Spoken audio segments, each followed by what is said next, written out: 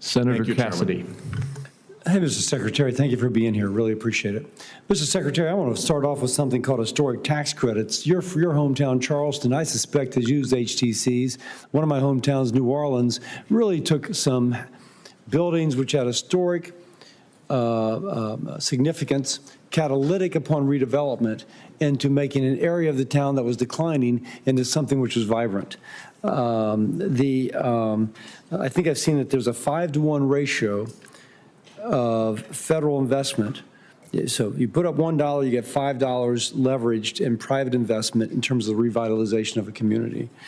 But the HTC hasn't improved for about 40 years since it was put in place by President Reagan, and has lost about 25% of its value over the last decade. So I'm trying to reform it. Any thoughts about, any experience with HTCs, and any thoughts about that and its importance in terms of achieving a more prosperous economy?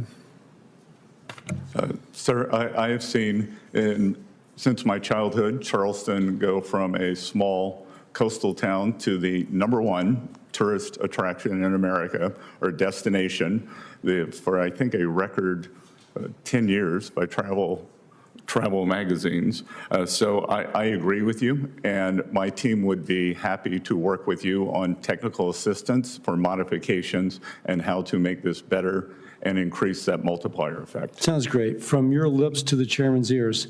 Now on on 45V hydrogen credits, Louisiana has about $42 billion in hydrogen-related investments due to the 45V credit.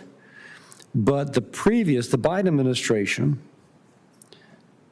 kind of messed us over, in the sense they said you can't take natural gas and make it into so-called blue hydrogen by coupling it with carbon capture sequestration.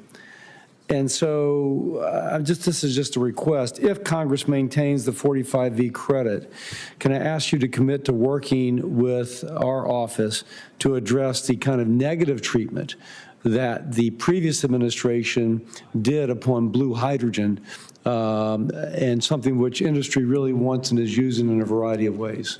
We would be happy to work with your office on that, Senator. Thank you.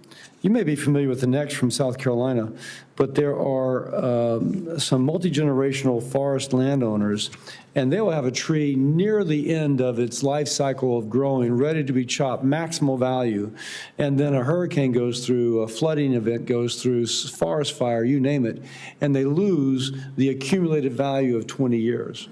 Their insurance doesn't cover the accumulated value. It covers the initial value way back when. And so it's not really the way to insure a product. We have Senate Bill 1141, the Disaster Reforestation Act, which we're hoping can correct this oversight.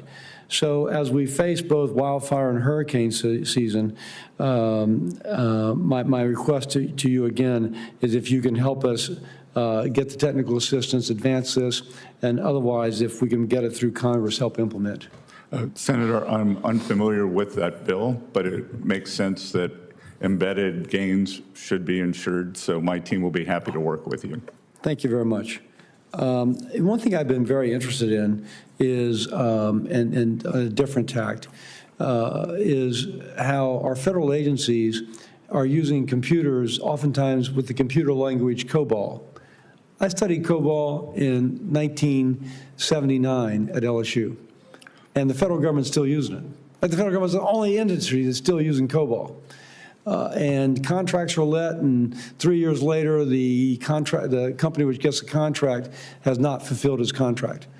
The people who tell me they know what they're doing, and I believe this, say, listen, let a contract say 6 months, you got to be up and running, because that's how you guarantee results from somebody who's previously done it.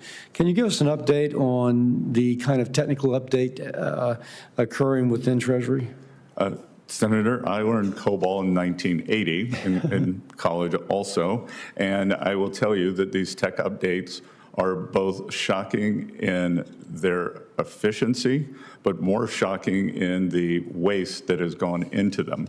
The Treasury slash IRS systems, mainly the IRS, began a tech update in 1990 that has cost we may be approaching $50 billion, $3.5 billion per year is spent, and there is no end in sight. We are working diligently to have that system off of Cobalt and into a workable modern programming language by the end of this administration. Praise God. Thank you, sir.